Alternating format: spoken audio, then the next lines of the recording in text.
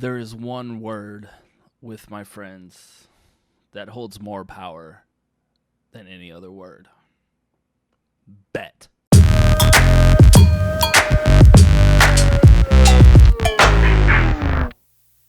What is up? It is me, the one and only Bobby D, another Circle of Jerks video.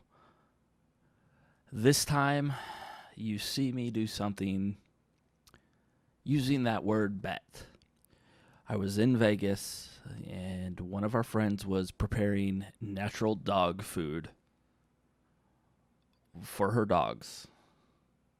Sitting there with my friends, I might have mentioned I would eat it if it was prepared properly, because this had ground chicken, ground turkey, crab, quinoa.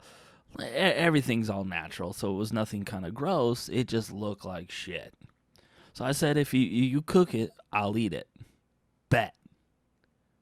And so what we have now is what you're going to see. Me eating dog food.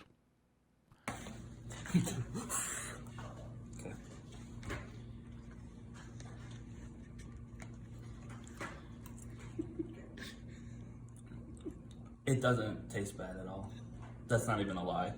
I think you're just trying to get us to taste it. No, I'm not. Oh, Bobby.